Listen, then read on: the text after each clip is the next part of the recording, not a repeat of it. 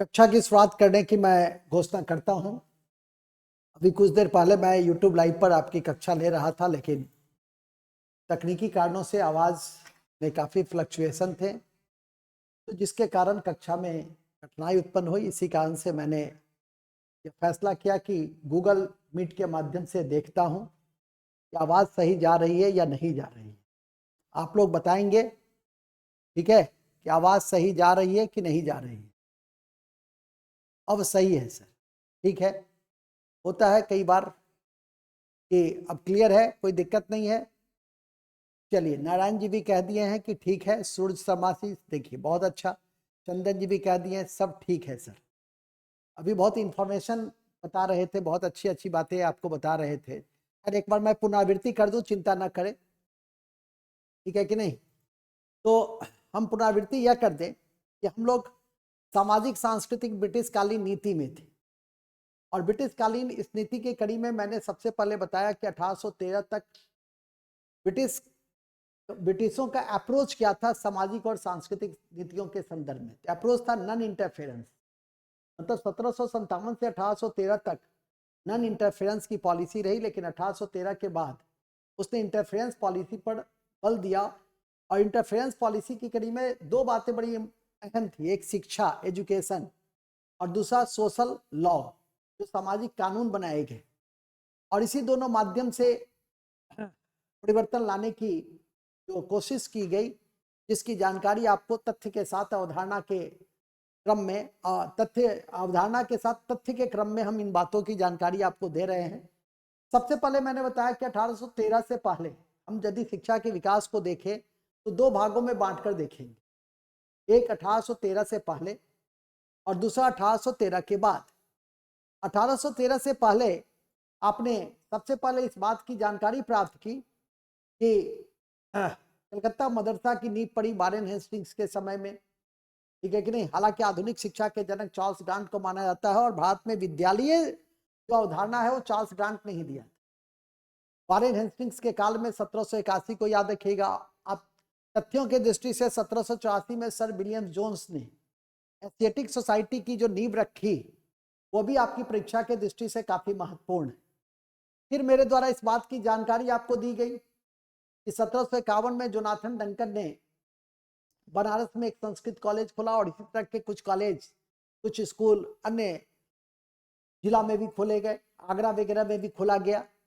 फिर मेरे द्वारा इस बात की जानकारी आपको दी गई कि 1800 ईस्वी में लॉर्ड ब्लेजली के द्वारा अधिकारियों की प्रशिक्षण देने के लिए फोर्ट विलियम कॉलेज की नींव रखी। हालांकि उसे बंद कर दिया गया, और फिर अधिकारियों की ट्रेनिंग हेलीबड़ी कॉलेज से दिया जाने लगा।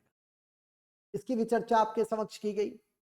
लेकिन आधुनिक शिक्षा का जो सरकारी स्तर पे जो प्रयास हुआ, वो सबसे पहले 1813 के चार्टर एक्ट कि शिक्षा के विकास के लिए हम 1 लाख रुपया देंगे।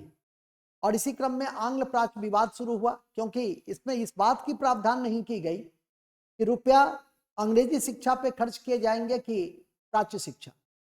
और यह भी याद रखिए कि 1813 का एक्ट जो व्यापार था, कंपनी का जो व्यापार था, उसके एकाधिकार पर भी रोक लगाता था, चाहे चीन को छोड़कर। 1833 के चार्टर एक्ट में तो वो भी समाप्त कर दिए। 1813 के चार्टर एक्ट में आपने पूर्व में पढ़ा है, और याद रखें एक यह कक्षा आपके पूर्व कक्षा से भी संबंधित है। और याद रखें कि 1813 के बाद भारत में पाश्चात्यकरण, ईसाईकरण की शुरुआत हुई, क्योंकि पादरियों का आगमन हुआ, तो इस बात को भी ध्यान रखें। आंग्ल प्राच्य विवाद की कड़ी में आपने ट्रेवलिन और मेकाले को देखा, ठीक है कि नहीं। राजा राम मोहन राय भी इसी व्यवस्था के संरक्षक थे, इसी दृष्टिकोण के। उधर प्रिंसेप बेकर के द्वारा प्राच्य विद्या पे बल दिया गया, ठीक है कि नहीं। और इसी क्रम में अंत में जीत मेकाले साहब की होती है, जो अंग्रेजी शिक्षा की प्रस्तावना को बेंटिंग के समय लाए, उसको अप्रूवल दिया गया। अंग्रेजी शिक्षा की नींव मेकाले नहीं डाली, जो लॉ कमीशन के भी चेयरमैन रहे, और आईपीसी की भी नींव डाली थी। इस बात को भी ध्यान में रखने का प्रयास करेंगे। यह भी ध्यान में रखेंगे कि अंग्रेजी शिक्षा के विकास में मेकाले का सबसे बड़ा योगदान है। और मेकाले का दृष्टिकोण ही था कि हमें एक ऐसा वर्ग चाहिए जो रंग रूप में भले ही भारतीय हो, लेकिन दृष्टिकोण अंग्रेज से भी बड़ा होना चाहिए। और उन्होंने यह भी कहा कि यूरोप के एक अलमारी की पुस्तक संपूर्ण भारतीय साहित्यिक ग्रंथों पे भारी।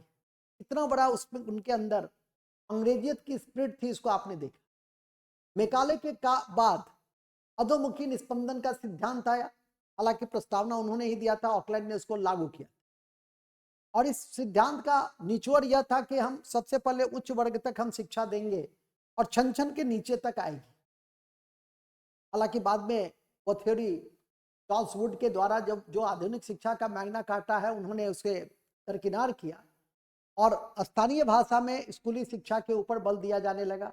लेकिन जो आधुनिक शिक्षा का मैग्ना कार्टा चार्ल्स वुड थे, उन्होंने विश्वविद्यालय शिक्षा, उच्च शिक्षा, पाश्चात्य शिक्षा पे बल दिया। और इसी कड़ी में लंदन विश्वविद्यालय के तर्ज पर मद्रास में, बम्बे में, कलकत्ता में विश्वविद्यालय की नींव पड़ी। तथ्यों की दृष्टि से इस बीच 1817 का डेविड हेयर डफ, अलेक्जेंडर डफ और राजा राम मोहन राय ने कलकत्ता में हिंदू कॉलेज की भी स्थापना की। इन तथ्यों की कड़ी में आपने देखा, ठीक है, थोड़ी आवाज कट कट के आ रही थी, आप सुन के भी उन चीजों को लिख सकते हैं और कई लोग पहले भी लिखे हुए हैं, ठीक है कि नहीं। कई बातें सुनकर भी याद होती है और सबसे अच्छा ज्ञान तो वही होता है कि जिसको आप सुन करके आपके मेमोरी में बैठ जाए, सेरेब्रल हेमिस्फीयर में बैठ जाए, जिसको हम लोग सेरेब्रम कहते हैं, वहां चला जाए तो सबसे अच्छा है। रोज आपको एक आध चैप्टर का बायोलॉजी में भी कुछ महत्वपूर्ण तथ्यों से आपको भेजा जाता है, अवगत कराया जाता है। मतलब आप हमेशा मेंटली एक्टिव रहिए। हमारी कोशिश रहती है कि आप मेंटली सुस्त नहीं पड़िए, एक्टिव रहिए, क्वेश्चन बनाते रहिए, ठीक है कि नहीं। आजकल में आपको ओपन टेस्ट की घोषणा भी कर दी जाएगी और लगातार आप ओपन टेस्ट से भी जुड़े रहेंगे, ठीक है कि नहीं। तो इस तरह से और इतने दिनों में आप लोगों ने अच्छा खासा पढ़ाई भी कर ली है, जिससे कि कोई कठिनाई नहीं होनी चाहिए। रिवीजन पे बल दीजिए। हम लोग 1854 के वुड डिस्पैच को देख रहे थे। स्त्री शिक्षा पे वुड डिस्पैच ने बल दिया। एक लोक शिक्षा विभाग की भी नींव रखी गई। टीचर के ट्रेनिंग पे फोकस किए गए। ये सारे उपबंध जो हैं इसी क्रम में किए। अब हम लोग यहाँ से यहाँ तक हम लोग अभी किए थे और फिर मेरे द्वारा दो बातें और बताई गई थी, एक विश्वविद्यालय की स्थापना और दूसरा कलकत्ता में बेथुन स्कूल 1849 में पड़ी, जो स्त्री शिक्षा को ही बढ़ावा देता है। स्त्री शिक्षा को बढ़ावा देने में ज्योतिबाई फूले का नाम आप लोगों ने सुना होगा, उनकी भी बड़ी भूमिका रही। उनके पत्नी की सावित्री फूले की। ज्योतिबाई फूले साहब तो सत्यशोधक समाज की नींव रखे थे, जो याद रखेंगे गुलामगिरी पत्रिका काफी महत्वपूर्ण है। फिलहाल तो अभी हम सावित्री फूले और ज्योतिबा फूले पे नहीं है। स्त्री शिक्षा को बढ़ावा देने में ईश्वरचंद विद्यासागर की भी बड़ी भूमिका रही। उन्हीं के प्रयास से भारत में विधवा पुनः विवाह अधिनियम लाए गए, जिसको डलहौजी के समय लाया गया, कैनिंग के समय रेगुलेट किया गया था, लागू किया गया था। ये सारी बातें काफी महत्वपूर्ण है अलग अलग जगह पर। हम लोग वुड डिस्पैच के बाद अब आगे की ओर बढ़ते हैं और आगे की ओर हमारा है कि 1882 में, अब लिखिएगा 1882 में रिपन के समय में, नेक्स्ट पॉइंट, 1882 में रिपन के समय में, रिपन के समय में, रिपन के समय में हंटर आयोग, हंटर आयोग, हंटर आयोग लाए गए। हंटर आयोग लाए गए। हंटर आयोग लाए गए। इस आयोग में 8 भारतीय सदस्य भी थे।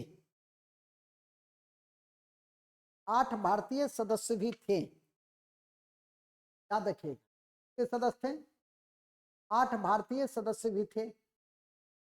हर संभव स्थिति में याद रखेंगे। इस आयोग ने प्राथमिक शिक्षा पे बल दिया। प्राथमिक शिक्षा पे बल दिया। प्राथमिक शिक्षा पे बल दिया एवं नोट में लिख देंगे पंजाब 1882 में और इस इलाहाबाद 1887 में विश्वविद्यालय की नींव। पंजाब 1882 में और इलाहाबाद 1887 में नींव पड़ी। नींव पड़ी। एक गुंजा कुमारी जो चेहरा देख रही हो कि दिखोगी, गुंजा कुमारी आप लिखिएगा भी ना, चेहरा देख रहे हैं। ध्यान रखिए कि हंटर आयोग 1882 में रिपन के समय आया। दूसरा, इसमें 8 भारतीय सदस्य भी सम्मिलित हुए। तीसरा, इसने बल किस पे दिया, तो प्राथमिक शिक्षा पे। जैसे फूड डिस्पैच ने किस पे बल दिया था, फूड डिस्पैच ने बल दिया था उस शिक्षा पर, हायर एजुकेशन पे, हाई एजुकेशन पे इन्होंने बल दिया, प्राथमिक शिक्षा पे। इसे ध्यान में करके रखिए, ठीक है कि नहीं। और इसी कड़ी में 2 तथ्य हैं कि पंजाब विश्वविद्यालय 1882 में और इलाहाबाद विश्वविद्यालय 1887 में स्थापित हुए। फिर आगे आइए, आगे लिखेंगे 1904 ईस्वी में, 1904 ईस्वी में कर्जन के समय में, कर्जन के समय में, कर्जन के समय में 1904 ईस्वी में कर्जन के समय में, विकास देख रहे हैं ना, शिक्षा के विकास को। कर्जन के समय में भारतीय विश्वविद्यालय अधिनियम लाया गया, भारतीय विश्वविद्यालय अधिनियम लाया गया, भारतीय विश्वविद्यालय अधिनियम लाया गया।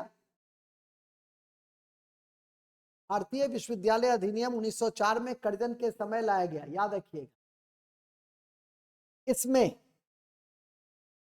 इसमें 2 भारतीय भी सम्मिलित किए गए, इसमें 2 भारतीय भी सम्मिलित किए गए जिनका नाम था सैयद हुसैन बिलग्रामी और जस्टिस गुरुदास बनर्जी। दोनों नाम को पहले लिख दीजिए, ठीक है। इसमें 2 भारतीय भी सम्मिलित किए गए, 2 भारतीय भी सम्मिलित किए गए, सैयद हुसैन बिलग्रामी, सैयद हुसैन बिलग्रामी और दूसरा गुरुदास बनर्जी, ठीक है। अब लिखिए, यह अधिनियम ने, या इस अधिनियम ने 1902 में गठित,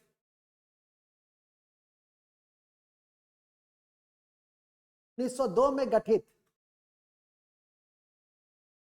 रेलवे आयोग की सिफारिश की भी समीक्षा की, रेलवे आयोग की सिफारिश की भी समीक्षा की। तो इस अधिनियम में आपको यही 4 बिंदु को ध्यान में रखना है, ठीक है। अब लिखिएगा नोट, प्राथमिक शिक्षा का सबसे पहले सार्वभौमिकरण करने वाले, सार्वभौमिकरण की मांग उठाने वाले, प्राथमिक शिक्षा के, नोट में लिख देंगे, नोट में, प्राथमिक शिक्षा के सार्वभौमिकरण की, सार्वभौमिकरण समझते हैं ना, सार्वभौमिकरण की सर्वप्रथम मांग उठाने वाले गोपाल कृष्ण गोखले ने इसे पश्चिगामी, पीछे की ओर दिखने वाला अधिनियम, पश्चिगामी, पीछे की ओर जाने वाला अधिनियम की संज्ञा दी, क्योंकि स्वाभाविक था कि इस अधिनियम के द्वारा शिक्षा पे सरकारी नियंत्रण को बढ़ाया गया। तो भला राष्ट्रवादी कैसे इसका समर्थन करे?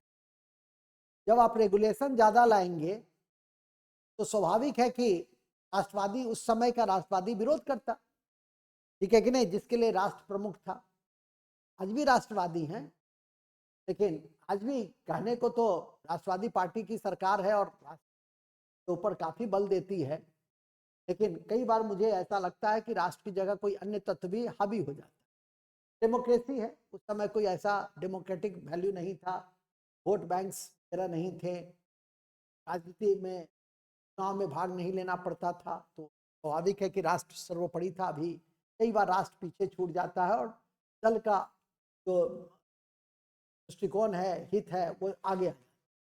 ठीक है, इससे बड़ा क्या होगा कि जन स्वराज्य अपने आप को एक नई विचारधारा की पार्टी कहती है और शराब को समर्थन देती कहती है कि शराब को मैं 24 घंटे के अंदर समाप्त कर दूंगा, के पैसे से मैं स्कूल खुलवाऊंगा।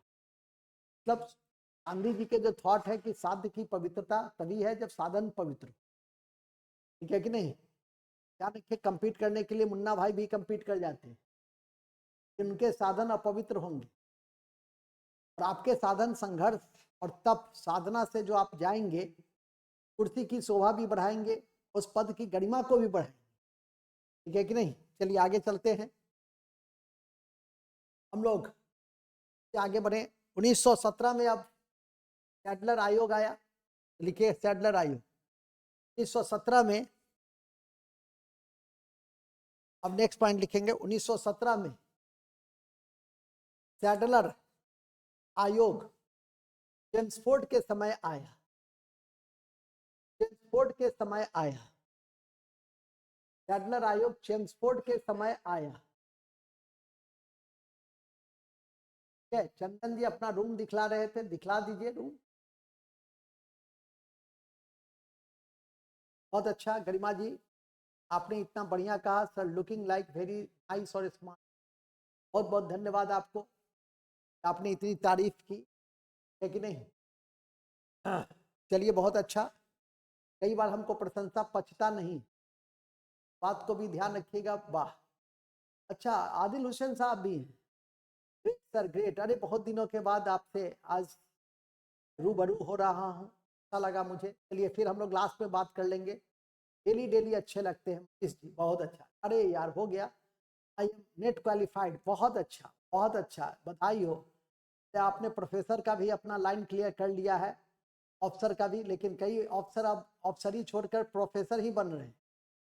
तो खैर चलिए अच्छा है, पहले अपने आप को साबित कर दीजिए अब्बा हुजूर की नज़र में कि डैड देखो, मैं सिर्फ प्रोफेसर लायक नहीं हूँ बल्कि अधिकारी के लायक भी। समझ रहा हूँ कि अपने आप को आप स्थापित करना चाहते हैं, साबित करना चाहते हैं। चलिए फिलहाल हम लोग बातचीत करेंगे, ठीक है? वाह, चलिए आपको कॉन्ग्रेचुलेसन भी मिल गया। अब क्या है, आगे चलिएगा। सैडलर विश्वविद्यालय आयोग, तो सैडलर विश्वविद्यालय आयोग क्या स्थापना किसके इसकी नींव किसके समय पड़ी थी? चेम्सफोर्ड के समय। ठीक है कि नहीं? चेम्सफोर्ड के समय इसकी नींव पड़ी थी। अब हो गया, अब आपस में बातचीत फिर कभी कर लेंगे हम लोग। अब पढ़ाई पे आ जाइए फिर से, ठीक है कि नहीं? देखिए मैं समझ रहा था, लगता है कि कोई षड्यंत्र आप लोग किए हैं आपस में बातचीत करने के लिए, यूट्यूब कहें कि आवाज कट रही। ठीक है, मैं समझ रहा हूँ, देखो सूर्या शर्मा आ रहा है, यही बात है, ठीक है कि नहीं? चलो ठीक है, दो चार लोग और थोड़ा सा अपना वीडियो खोल लो तो बातचीत करने में अच्छा रहता है, और बातचीत करके पढ़ाने में मजा भी आता है मुझे। आप जानते ही हैं कि कुर्सी को देख करके पढ़ाने में मुझे मजा नहीं आता, इसलिए कुछ लोग यदि रहते हैं तो फिर ये ज्यादा मजा आता है। चलिए खैर फिलहाल, हाँ विजय कुमार कामत, तुम तो ऐसा लग रहा है कि जैसे 3 दिन से सोया नहीं है यार। परीक्षा का समय है तो सोया करो, खाया पिया करो, आड़ी वाड़ी कटा लिया करो, ज्यादा अच्छा होगा। चलिए सलाउद्दीन साहब का भी जी सर आ गया है, वेरी गुड। चलिए अब आगे बढ़िए। सलाउद्दीन साहब, सैडलर विश्वविद्यालय में दो बातें याद रखना, 1917 चेम्सफोर्ड, और दो भारतीय इसमें थे, एक थे आशुतोष मुखर्जी और दूसरे थे डॉक्टर जियाउद्दीन अहमद। देखिए इस दोनों नाम को याद रखिएगा। वहां था बिलग्रामी गुरदास बनर्जी, यहाँ थे आशुतोष मुखर्जी और जियाउद्दीन अहमद। तो लिख देंगे दो भारतीय सदस्य थे, आशुतोष मुखर्जी और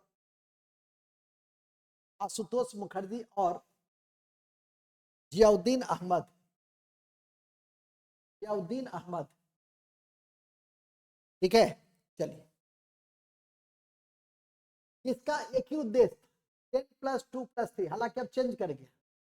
आप लोग, मुझे लगता है कि सभी लोग 10+2+3 वाले ही डिग्री लिए हैं, ठीक है कि नहीं? कि 10 साल का मैट्रिकुलेशन, 2 साल का इंटरमीडिएट और 3 साल का ग्रेजुएशन। अब तो 4 साल की ग्रेजुएशन हो गई। तो चलिए, तो लिख देंगे मुख्य सिफारिश 10+2+3 पहली बार इसी आयोग ने अनुशंसा की। 10+2+3 पहली बार आयोग ने अनुशंसा की, ठीक है, ध्यान रखिए। नेक्स्ट सैडलर के बाद सीधे ले चलते हैं आपको वर्धा योजना। वर्धा योजना 1937 लिथगो के समय लिख देंगे। वर्धा योजना 1937 लिथगो के समय में, लिथगो के समय में, इसके समय में, लिथगो के समय में। चलिए, इस योजना को जाकिर हुसैन ने प्रस्तुत किया। इस योजना को जाकिर हुसैन ने प्रस्तुत किया। जाकिर हुसैन साहब कालांतर में भारतीय राजनीति में काफी उजालायमान सितारे के रूप में चमके। बिहार में गवर्नर भी थे और राष्ट्रपति भी रहे, ठीक है कि नहीं, तो ध्यान रखेंगे। जाकिर हुसैन द्वारा प्रस्तुत किए गए और इस योजना का वर्णन महात्मा गांधी के हरिजन नामक पत्रिका में मिलता है। इस योजना का वर्णन महात्मा गांधी के हरिजन नामक पत्रिका में मिलता है, ठीक है। महात्मा गांधी के हरिजन नामक पत्रिका में मिलता है। तो को बताए भी हैं कि यंग इंडिया, हरिजन पत्रिका, ये सब कभी नहीं छोड़ी। बहिष्कृत भारत, अम्बेडकर साहब का पत्रिकाओं से के संबंध में हमेशा याद रखिए। आज भी पत्र पत्रिका से जुड़े हुए यदि मुझे अवसर मिला, थोड़ा सा क्लास डिस्टर्ब हो गए साउंड, ठीक है, और मैं कल्पिक साउंड की और व्यवस्था कर देता हूँ। माइक है, आवाज ठीक से नहीं हुआ तो आवाज कटने लगती है। एकदम लगाने वाला भी है लेकिन थोड़ा दुखदाई है, कान भी दर्द करने लगता है। चलिए ठीक है, लंबे काल तक पढ़ा तो कोई भी व्यवस्था परफेक्ट नहीं हो सकती है, समझते ही हैं, चाहे वो ऑनलाइन हो कि ऑफलाइन हो, तार रहित हो कि तार सहित हो। चलिए मूल में आइए। वर्धा योजना की जो मुख्य विशेषता थी वो यही थी कि जो प्रथम 7 वर्ष है वो निःशुल्क और अनिवार्य शिक्षा होनी चाहिए और शिक्षा मातृभाषा में ही, ठीक है। तो लिख देंगे नोट में, हाँ कल सारा लिखाया गया था, ठीक है। मनीष जी लगता है अच्छे से पढ़ रहे हैं, ठीक नहीं, लेकिन कल विदाउट सीक्वेंस लिखाया गया था मनीष जी, और आज सीक्वेंस के साथ लिखाया गया। दोनों में अंतर यही है कि कल बिना अप्रोच का, बूस्टर फैक्ट क्या है, बिना अप्रोच का तथ्य आपके माथा में ठूस देना। लिखो, लिखते हैं कि नहीं लिखते हैं, 20 फैक्ट लिखो, ठीक है, ठूसो। और अप्रोच के साथ पढ़ने में चीजें ज्यादा समझ में आती है, एक सिस्टमेटाइज भी रहता है और भविष्य के दृष्टि से भी आप तैयार हो जाते हैं, अगले चरण के दृष्टि से भी आप तैयार हो जाते हैं, ठीक है कि नहीं। तो चीजों को समझने बुझने की क्षमता डेवलप होती है यदि आप चलिए पढ़ते हैं। हालांकि मैं तो कहता हूं कि एक बार एनसीईआरटी जरूर पढ़ लीजिए, तथ्यों के लिए नहीं, अप्रोच के लिए, शब्दों के लिए, वाक्य संरचना के लिए, सबके लिए जरूर एनसीईआरटी पर थोड़ा सा फोकस करें। विजय जी इधर ध्यान दीजिए, ठीक है कि नहीं। चलिए आगे चलिए। तो पहला प्रपोजल क्या था, 7 वर्ष की निःशुल्क और अनिवार्य शिक्षा और शिक्षा मातृभाषा में। ये चलिए, शिक्षा मातृभाषा। अब वर्धा योजना के बाद और कुछ नहीं लिखना है और बेकार, ठीक है। एक और लिख सकते हैं, वो थोड़ा सा ध्यान में रखना चाहिए कि बच्चों को थोड़ा सा हस्तशिल्प के कार्यों से जोड़ना। लिखेंगे बच्चों को या शिक्षा में हस्तशिल्प कार्यों को जोड़ने पे भी बल दिए, पर बल दिए गए, ठीक है। अब आता है लास्ट, और लास्ट है सार्जेंट योजना 1945। सार्जेंट योजना 1945 लॉर्ड बेबल, लॉर्ड बेबल के समय में आया था, लॉर्ड बेबल के समय आया था। अब इसमें क्या हुआ था लिख देंगे पॉइंट करके, 6 से 11 वर्ष के बच्चों को निःशुल्क अनिवार्य शिक्षा। अब जब अंग्रेज जाने लगे तब देखो कैसे उनका दिमाग खुलता है। 6 से 11 वर्ष के बच्चों को निःशुल्क और अनिवार्य व्यापक शिक्षा, इसको बाद में हम लोग कंपलसरी एजुकेशन में भी 1 अप्रैल 2010 को जब लागू किए, लोगों ने फंडामेंटल ड्यूटीज में लागू किया। RTE में लागू किया, तो इन सबको ध्यान में रखेंगे।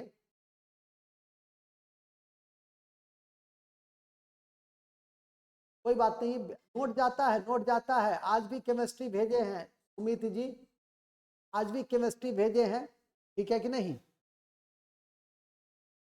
वो होगा, उस सब की चिंता मत कीजिए सुमित जी, ये सब उसके लिए नहीं है। आप मुझे मैसेज करेंगे, वो कभी कभी ही होगा, ये आपकी परीक्षा नहीं आई है और सिलेबस काफी आगे बढ़ चुका है, इसीलिए ये सब वो मंच नहीं है कि जहां पे आप हमें बताएं। क्या आखिरी दिन क्या है, कितना दिन में खत्म है? परीक्षा आ गई, तिथि आ गई क्या? ठीक है, ऐसा समझा कीजिए ना, जो पढ़ा रहे हैं उस पर ध्यान दीजिए। आप लोग के साथ यही दिक्कत है, हसुआ के विवाह में खुरपी का गीत गाने लगते हैं। जो पढ़ा रहे हैं वो तो भुला गए क्या पढ़ाएं। तो इतना लंबा जो मैसेज दिए, ये हमको एक लाइन में भी दे सकते थे, फोन करके बोल भी सकते हैं, हम नहीं समझते हैं क्या? क्या कीजिए, किसी का आज तक कोई एक भी चैप्टर छूटता है?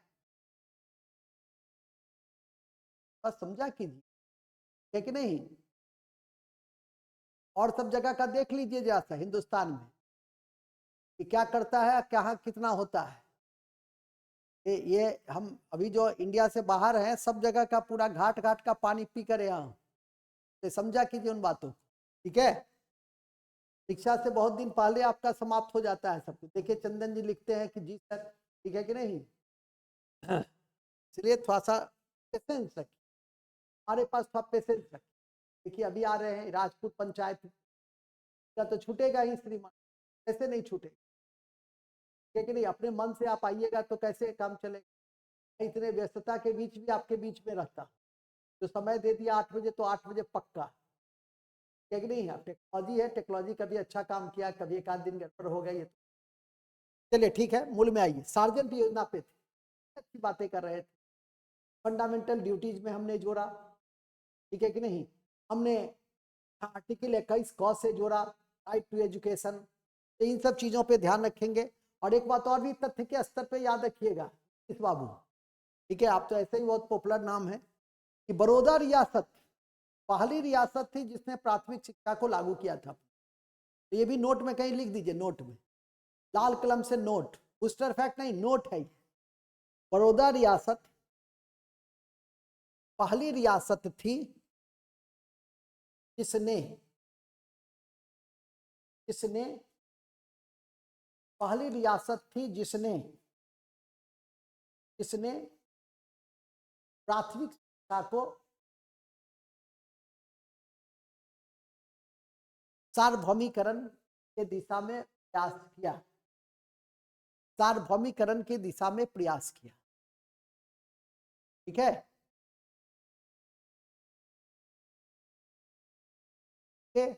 चल, अब आप लोग खाका तैयार कीजिए, माइंड मैप। चंद जी जो पुराने छात्र हैं वो माइंड मैप बना ले। शिक्षा का विकास सबसे पहले क्या देखा आपने? 1813 से पहले, 1813 से पहले कलकत्ता मदरसा से बनारस संस्कृत कॉलेज जोनाथन, इसके बाद फोर्ट विलियम कॉलेज, या उसके पहले एशियाटिक सोसाइटी ऑफ बंगाल भी, उसको भी जोड़ सकते हैं, 1784, ठीक है?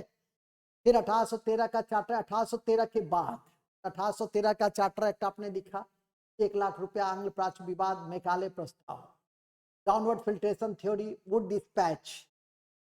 फिर हंटर आयोग आ गया, टिप्पण के समय में जो देश के सबसे लोकप्रिय वायसराय थे, स्थानीय स्वशासन के पिता भी थे। फिर इसी क्रम में हंटर के बाद उसने क्या कहा, उसने प्राथमिक शिक्षा पे बल दिया। फिर आया रेलवे आयोग 1902, अवसी की समीक्षा के लिए 1904 में अधिनियम, भारतीय विश्वविद्यालय अधिनियम। देश का सबसे उस समय का सबसे विवादास्पद वायसराय थे लॉर्ड कर्जन, जिन्होंने भारतीय राष्ट्रवाद की धारा को कमजोर करने के लिए बंगाल का विभाजन भी किया, ठीक है कि नहीं? उन सब की परिचर्चा होगी, अभी तो हम लोग चल ही रहे हैं। इसी क्रम में मेरे द्वारा ये बताया गया कि सैडलर आयोग आया। सैडलर आयोग के क्रम में 1917 चेम्सफोर्ड और 10+2+3 बात याद करके रख लीजिए। मॉन्टेस्क्यू चेम्सफोर्ड सुधार कोई बहुत इंपॉर्टेंट नहीं, हाँ उसमें एक ये हो सकता है इंपॉर्टेंट कि प्रांतीय सरकार को हस्तांतरित कर दिया गया शिक्षा विभाग। तथ्यों के दृष्टि से ध्यान रख सकते, फिर आता है वर्धा योजना 1937, जाकिर हुसैन इस प्रस्ताव को दिया। प्राथमिक शिक्षा के अनिवार्यीकरण पे बल, स्थानीय शिक्षा मातृभाषा में, और शिक्षा को हस्तशिल्प से जोड़ा गया। फिर सार्जेंट योजना आया 44-45 में, और बेबल के समय में उसमें 6 से 11 वर्ष के बच्चों के निःशुल्क व्यापक शिक्षा पे बल। इस क्रम में आजादी से पहले दो इंपॉर्टेंट बात, एक की प्राथमिक शिक्षा के यूनिवर्सलाइजेशन पे सबसे पहले परिचर्चा किसने दिया, दृष्टिकोण किसने दिया, तो गोपाल कृष्ण गोखले, जिन्होंने 1905 में सर्वेंट ऑफ इंडिया सोसाइटी की भी नींव रखी थी, भारत सेवक समाज इसको हिंदी में कहते हैं। फिर इसी क्रम में इस बात को भी आपको ध्यान रखना है, जो मैंने सत्य शोधक समाज के संस्थापक जिन्होंने पहली बार दलितों को एकत्रित करने में, शिक्षा के माध्यम से विकास करने में अंबेडकर साहब नहीं थे, पहले ज्योतिबा फूले थे। और ज्योतिबा फूले की पत्नी भी उतनी ही बड़ी शिक्षा शास्त्री थी, उन्होंने महिला शिक्षा पे बहुत बल दिया। सबसे पहले सावित्री फूले पूना में कन्या बालिका विद्यालय की भी नींव रखी थी। इन सब चीजों को थोड़ा सा पढ़ने और समझने की कोशिश करेंगे। फिर मेरे द्वारा इस बात की भी चर्चा आपके समक्ष की गई कि आजादी से पहले जो मूल बिंदु था वो यही था कि लिटरेसी रेट बहुत कम था, यूनिवर्सलाइजेशन नहीं था, ठीक है कि नहीं, रूरल लेवल पे एजुकेशन पहुंच नहीं पाया, इसलिए जब आज़ादी मिली तो जो हमारा लिटरेसी रेट था वो बहुत कम। लेकिन आज़ादी के बाद अपना देश, अपना मुल्क और अपनी शासन व्यवस्था, और इसी कड़ी में 1948 में राधा कृष्णन आयोग बना। देखेंगे आज पैराग्राफ चेंज, आज़ादी के बाद 1948 में राधा कृष्णन समिति का गठन हुआ, और इसी के अनुशंसा पे 1953 में यूजीसी बना। इसके अध्यक्ष वगैरह को याद रखिए, करंट में बताता ही रहता हूं। 1953 में आयोग यूजीसी बना, जो अभी परीक्षा पास किए हैं नेट की परीक्षा, और जगदीश जी हैं, परीक्षा तक देखिए, ठीक है, याद करके रखिए, अच्छा है जगदीश कुमार। 1956 में यह काम करना शुरू किया, 1956 में यह काम करना शुरू किया क्या आयोग। 1964 में कोठारी समिति बनी, 1964 में कोठारी समिति बनाया गया। कौन समिति बना?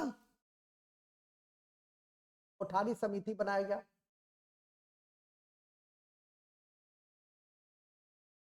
कोठारी समिति बना 64 में कोठारी समिति बना। इसने राष्ट्रीय शिक्षा नीति की अनुशंसा की 1968, राष्ट्रीय शिक्षा नीति की अनुशंसा की।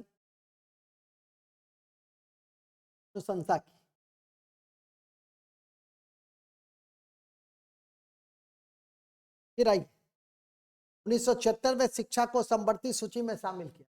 डेवलपमेंट है आजादी के। 1976 में शिक्षा को समवर्ती सूची में शामिल किया गया, शिक्षा को समवर्ती सूची में शामिल किया गया, शिक्षा को समवर्ती सूची में शामिल किया गया। और फिर लिखे 1986 में राष्ट्रीय शिक्षा नीति आई, नई राष्ट्रीय शिक्षा नीति आई। 1986 में राष्ट्रीय शिक्षा नीति आई। नेक्स्ट फिर आई 86 संविधान संशोधन 2002, 86 संविधान संशोधन 2002, RTE, right to education, right to education अनुच्छेद 21 क से जोड़ा गया, अनुच्छेद 21 क से जोड़ा गया, और इसे 1 अप्रैल 2010 को पारित किया। और आरटीई को 1 अप्रैल 2010 को पारित, हम शब्द से याद रखिएगा, ठीक है। शिक्षा के विकास में एक नया दौर शुरू हुई, वो था 2020 में कस्तूरी रंगन के अनुशंसा पे नई राष्ट्रीय शिक्षा नीति लिखेंगे। 2020 में कस्तूरी रंगन समिति के सिफारिश पर सिफारिश पर नवीन राष्ट्रीय शिक्षा नीति बनाया गया। नवीन राष्ट्रीय शिक्षा नीति बनाया गया। नवीन राष्ट्रीय शिक्षा नीति बनाया गया, जिसमें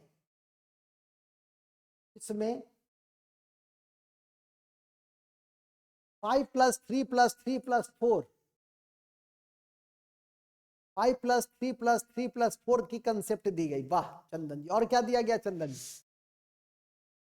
एक दो पॉइंट लिख दीजिए। और 5+3+3+4 का कंसेप्ट दिया गया, और क्लास 6 से व्यवसायिक शिक्षा दी जाएगी, और क्लास 6 से व्यवसायिक शिक्षा दी जाएगी। दौर था कि पूछता था कि ये नवीन राष्ट्रीय शिक्षा नीति प्राथमिक स्तर पे कौन सा राज्य सरकार शुरू किया। अब ये गए जमाने की बात हो गई, ये गुजरे जमाने की बात हो गई, ठीक है कि नहीं। अब हम लोग नए जमाने में हैं, नए तरीके से इन चीजों को ध्यान जरूर रखना है। तो ये था आपका शिक्षा का विकास। ये क्या था? ये था आपका शिक्षा का विकास, जो अभी आपने देखा। शिक्षा के विकास के बाद हम लोग, मैंने कहा था कि हमारी चैप्टर है सामाजिक और सांस्कृतिक नीति, और सामाजिक और सांस्कृतिक नीति में मैंने बताया था कि 2 स्तर के माध्यम से हम चेंज लाए। एक एजुकेशन, जो अभी आपने पढ़ा, डेवलपमेंट ऑफ एजुकेशन को, और दूसरा उसका माइंड मैप तैयार कर लीजिए। मैंने अभी लिखाया भी है, समझा भी दिया है, दिखा भी दिया है। आप उसको अपने स्तर से भी अपने एक पन्ना में उसको जिस्ट के रूप में तैयार कर सकते। और दूसरा था सामाजिक सुधार कानून, ठीक है। सांस्कृतिक नीति में चूंकि भारत वह देश था जिसके समाज में भी कई बुराइयां थी, उस बुराइयों का आधार था धार्मिक ग्रंथ। उस धार्मिक ग्रंथ के आड़ में उन बुराइयों को बढ़ाया गया, और कई जगह पे शोषण और अत्याचार भी देखे गए।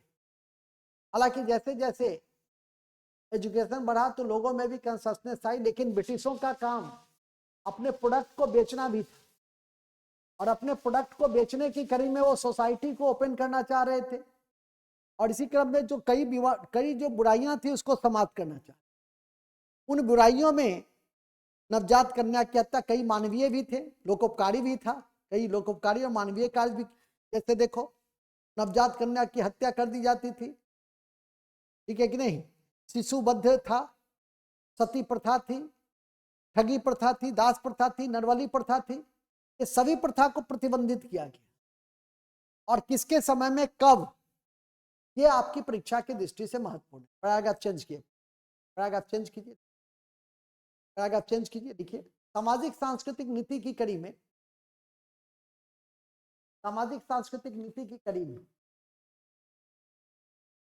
तत्कालीन ब्रिटिश सरकार ने कई कई समाज सुधार के दिशा में कई कानून बनाए। समाज सुधार की दिशा में कई कानून बनाए, कई कानून बनाए, कई कानून बनाए। जैसे 1765 में नवजात कन्या की हत्या संबंधी अधिनियम लाए गए।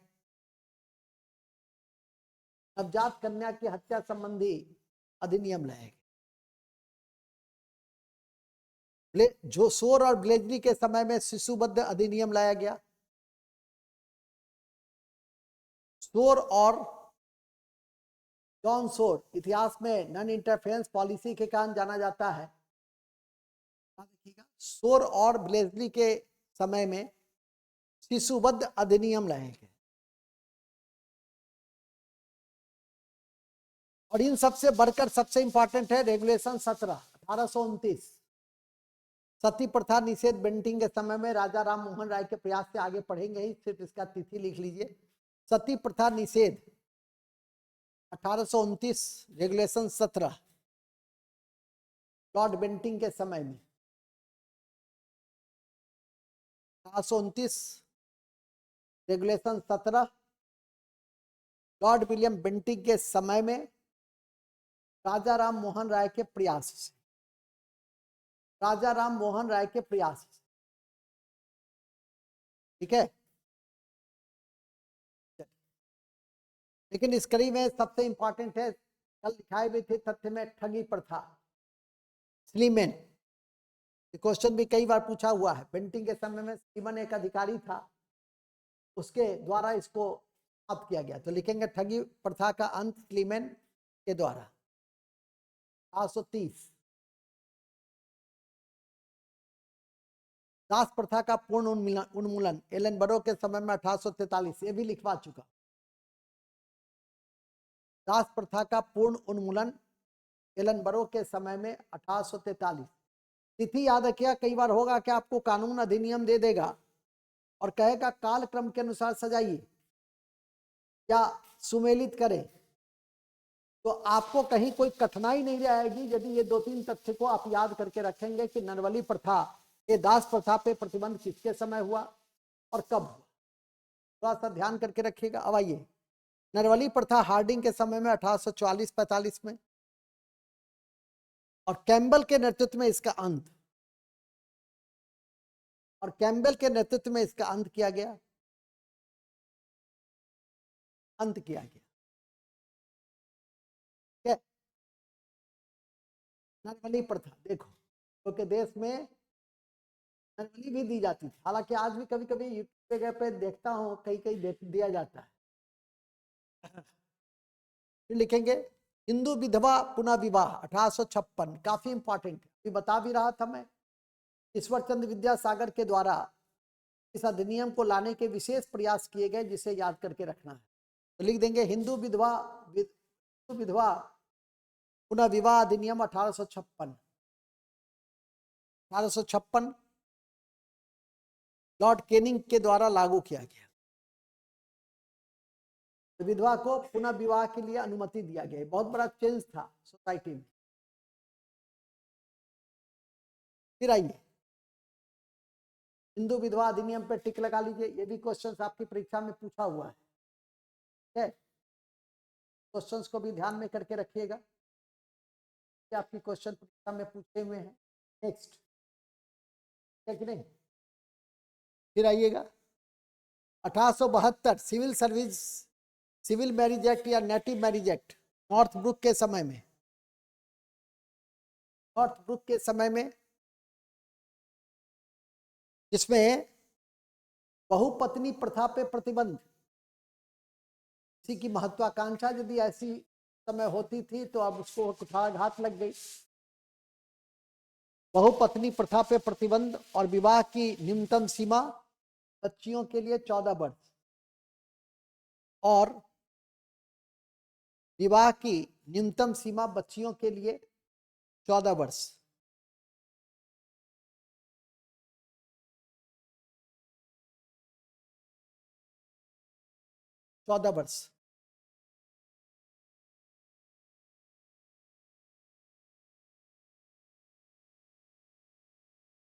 ठीक है। फिर आइए age of consent act 1891, age of consent act 1891, lord Lansdowne, lord Lansdowne, इसमें विवाह की आयु लड़कियों की 14 से घटा के 12 कर दिया गया। और इसका विरोध किसने किया था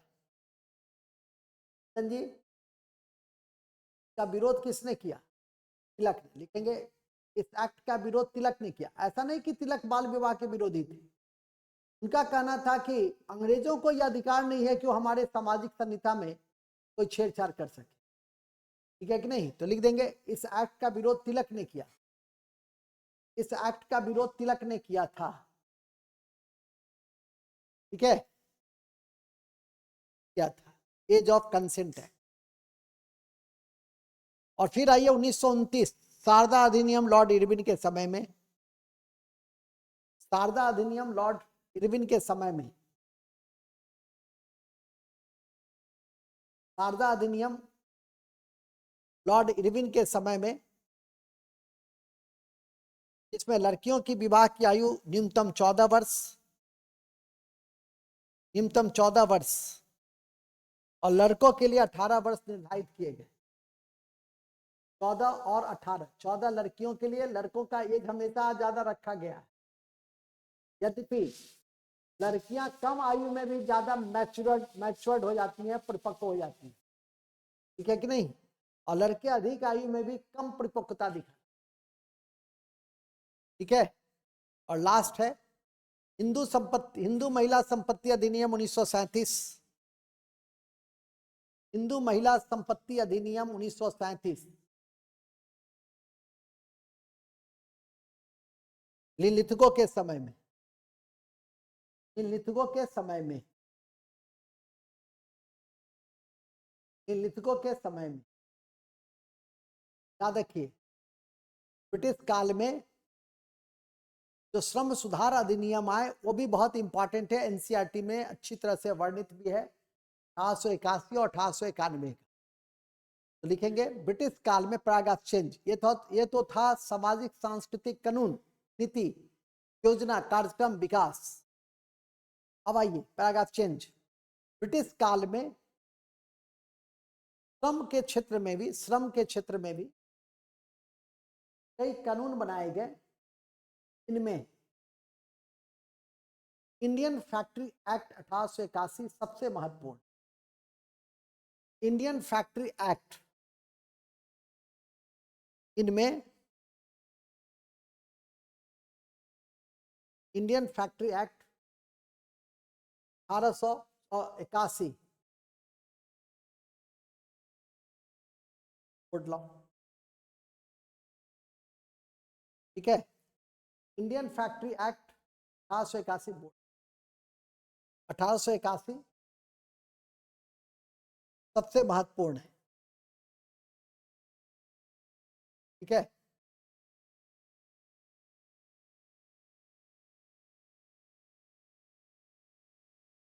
सबसे महत्वपूर्ण है, चल जाओ नसीब।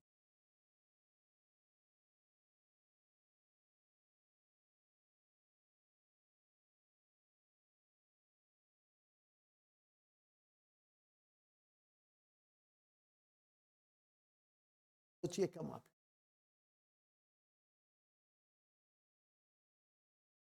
कोई बात नहीं, इसको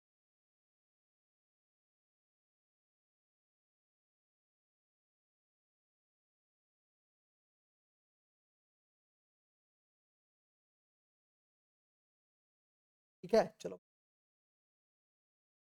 कलम लाओ।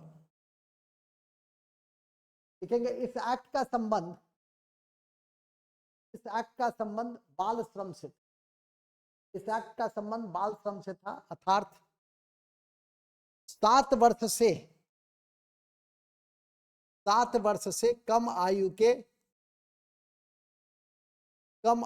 के बच्चों को, 7 वर्ष से कम आयु के बच्चों को कारखाना में नहीं रखा जाए, कारखाना में नहीं रखा जाए। फिर लिख देंगे 1891 में दूसरा फैक्ट्री कानून आया, इसमें दो महत्वपूर्ण प्रावधान किए। एक, साप्ताहिक छुट्टी की व्यवस्था की गई, बंद करो, साप्ताहिक छुट्टी की व्यवस्था की गई।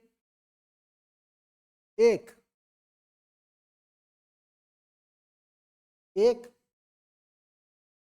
साप्ताहिक छुट्टी की व्यवस्था की गई। तो किसमें? इंडियन फैक्ट्री एक्ट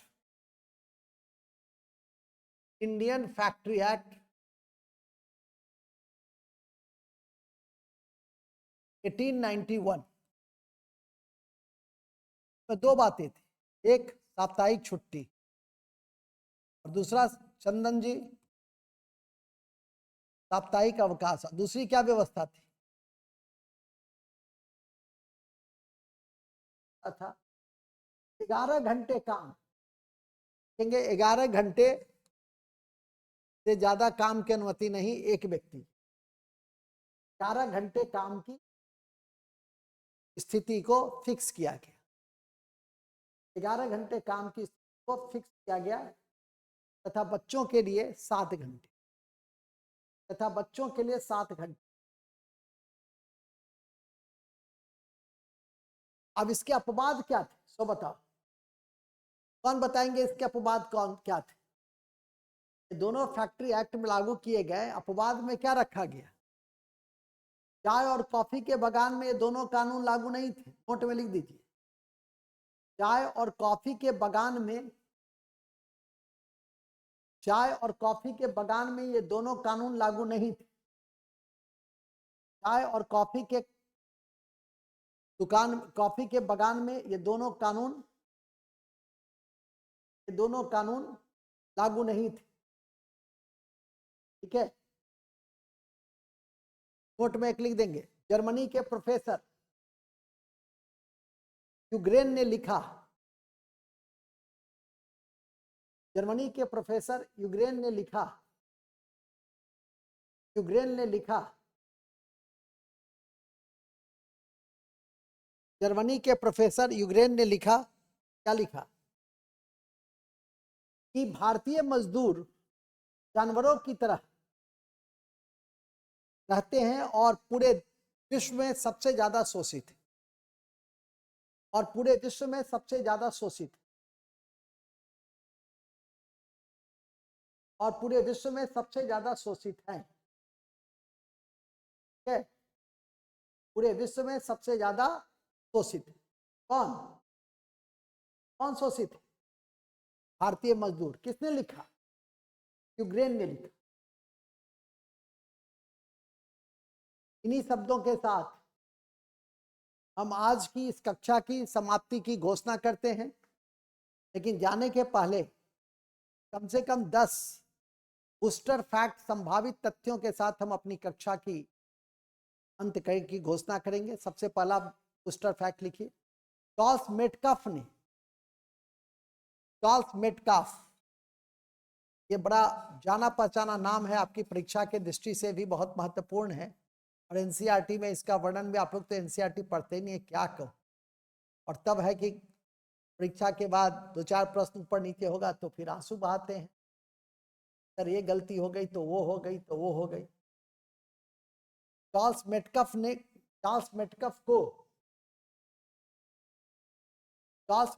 को प्रेस का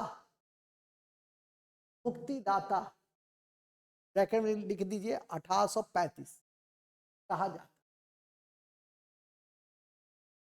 जाता है। लेकिन प्रेस की भी छोटी सी कक्षा ले लेंगे, चिंता न करें। ये सबसे इंपॉर्टेंट फैक्ट है जिस पर नजर रखें।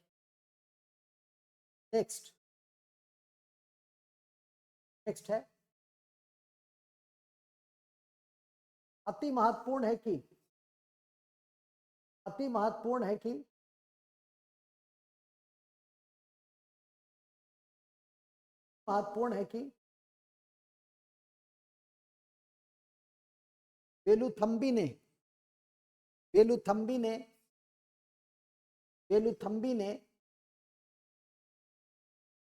वेलुथम्बी ने केरल में अंग्रेजों के विरुद्ध आंदोलन किए।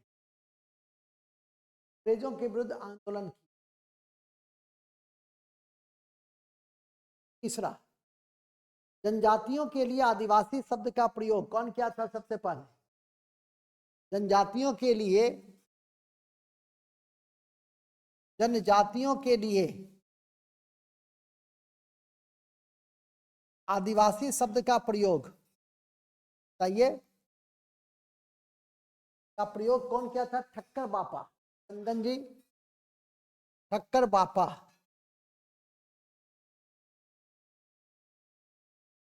ने किया था, ठक्कर बापा ने किया, याद रखिए। ठीक है, नेक्स्ट, अति महत्वपूर्ण है कि स्वदेश वाहिनी नामक पत्रिका का संपादन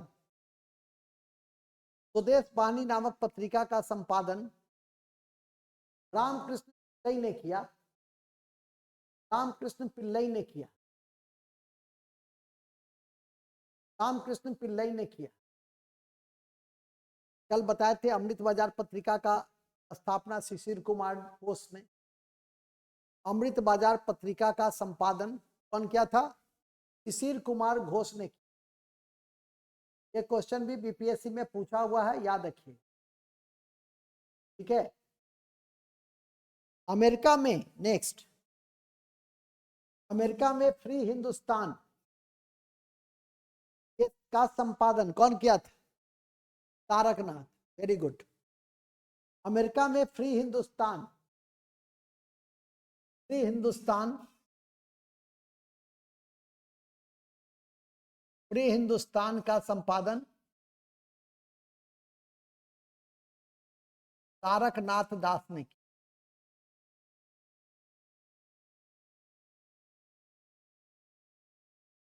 तारकनाथ दास ने किया, टिक लगा दीजिएगा। तारकनाथ दास पर टिक लगाइए। क्वेश्चन बराबर रिपीट करता रहता है, भूलिएगा नहीं। और आज के अंत के क्रम में है, भारत का पहला समाचार पत्र बंगाल गजट इक्की के द्वारा, भारत का पहला समाचार पत्र बंगाल गजट इक्की के द्वारा, इक्की के द्वारा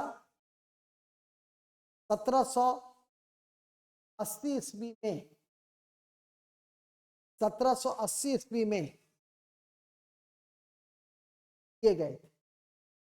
आपकी जानकारी में एक महत्वपूर्ण बिंदु दे दें, आपकी जानकारी में एक महत्वपूर्ण बिंदु दे दें कि अभी जो अमृत बाजार पत्रिका लिखे हैं वीर कुमार घोष, ये एक वायसराय थे, इनको मैकबेथ कहते हैं, इंडियन मैकबेथ, लिट्टन। उनके समय में वर्नाकुलर प्रेस एक्ट आया, जिसमें स्थानीय भाषा में, देसी भाषा में समाचार पत्र अब नहीं छाप सकते, क्योंकि सरकार को इस बात की जानकारी लगी कि स्थानीय भाषा में जो समाचार पत्र निकलते हैं उससे राष्ट्रीय चेतना का विकास हो रहा है और अंग्रेजों की नीतियों की आलोचना करते हैं। ठीक है, क्लास में कहते भी थे, मैथिली में यदि कोई हाजी या चौधरी जी संपादन में लिख दिए गोरका अंग्रेजवा सब पूरा देश में गंध मचेले छे, सार सब सुधरते ही नहीं, अंग्रेज कैसे समझता? लेकिन राष्ट्रीय चेतना आ रही थी, आदिल साहब बुझ रहे थे। ठीक है कि नहीं? देखो चंदन जी ने इमोजी भेजा है, चंदन जी समझ रहे थे, आदिल समझ रहा था, सब समझ रहा था, जो स्थानीय भाषा को जानता है समझता है। लेकिन अंग्रेज गोरे लोग नहीं समझ पा रहे थे। उनको जानकारी तो मिल गई, हम लोग के बीच में ही भेदिया थे विभीषण, वो जानकारी दे देते थे। ठीक है कि नहीं? तो वर्नाकुलर प्रेस एक्ट लाए और रातों रात अमृत बाजार पत्रिका बंगला से अंग्रेजी में ट्रांसलेट कर लिया, उसका स्क्रिप्ट चेंज कर लिया। ठीक है कि नहीं? तो पूछता भी है तो लिखिएगा। लिट्टन के समय में वर्नाकुलर प्रेस एक्ट 1878 में लाया गया, इसे 1882 में रिपन ने रद्द किया। लिट्टन के समय में 1878 में, एकदम याद रखिए 1878 लिखा है तो 1878, यह नहीं कि सर मैं तो यह समझा, मैं तो वह समझा। लिट्टन के समय में वर्नाकुलर प्रेस एक्ट,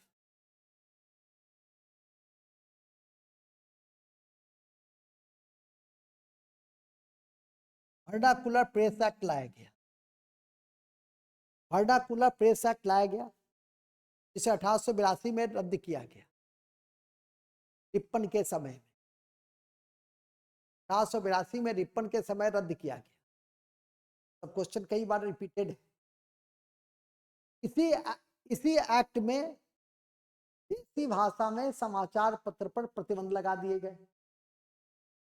देसी भाषा में समाचार पत्र पर प्रतिबंध लगा दिया गया। देसी भाषा में समाचार पत्र पर प्रतिबंध लगा दिया गया। अमृत बाजार पत्रिका ने रातों रात बंगला से अंग्रेजी में स्क्रिप्ट को कर लिया, रातों रात। ठीक है, रातों रात बंगला से अंग्रेजी में अपने स्क्रिप्ट को कर लिया। बंगला से इसमें कर लिया, इसमें कर लिया, ठीक है, अंग्रेजी में कर लिया। नेक्स्ट, पटना से निकलने वाला पहला अंग्रेजी समाचार पत्र, पटना से निकलने वाला पहला अंग्रेजी समाचार पत्र बिहार हेराल्ड था। बिहार हेराल्ड था। पटना से निकलने वाला पहला अंग्रेजी में समाचार पत्र बिहार हेराल्ड था। हाँ, और याद रखिए अंग्रेजी समाचार पत्र जितने भी थे वो कोई भी राष्ट्रवादी नहीं था, वो सभी कहीं ना कहीं ब्रिटिश हितों का संवर्धन करते थे। एक बार क्वेश्चन भी पूछा हुआ है आपकी परीक्षा में कि निम्नलिखित में से कौन सी पत्रिका या समाचार पत्र ने राष्ट्रीय दृष्टिकोण को बढ़ावा नहीं दिया। तो उसमें टाइम्स ऑफ इंडिया दिए हुए था या जो भी दिए हुए था विकल्प में, तो देखेंगे तो स्वाभाविक तौर पर आप यदि किताबी लाइन सबको याद रखिएगा, प्रेस के विकास को पढ़िएगा, तो आपको ये बातें ज्यादा, इन चीजों की ज्यादा समझ विकसित। तो मैं समझता हूं कि जितनी बात मैं आज बताया हूं कम से कम उसे आप याद रखने का प्रयास करेंगे। और अलग से जब मैं राष्ट्रीय प्रेस का विकास जब पढ़ाऊंगा, छोटी कक्षा होगी लेकिन महत्वपूर्ण कक्षा होगी, तब आपको उन चीज़ों के क्रम में कोई दिक्कत नहीं होगी। रात अब गहरी हो गई है, 9:45 हो रहे हैं, तो आज हम लोग यहीं तक रहना चाहेंगे। आज जो मेरा टॉपिक था वो मेरा पूरा हो गया, सामाजिक और सांस्कृतिक नीति और अन्य। आशा करता हूं कि जितनी बात आज बताई गई है उसे आप याद रखेंगे। बहुत बहुत धन्यवाद आपको भी, सभी को, ठीक है कि नहीं।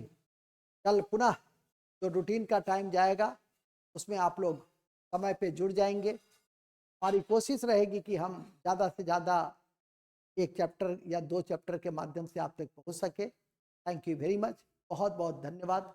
शुभकामना, आशीर्वाद है, आप लोग जीवन में काफ़ी आगे बढ़िए, उत्तम बिंदु तक पहुँचिए। Good night, thank you.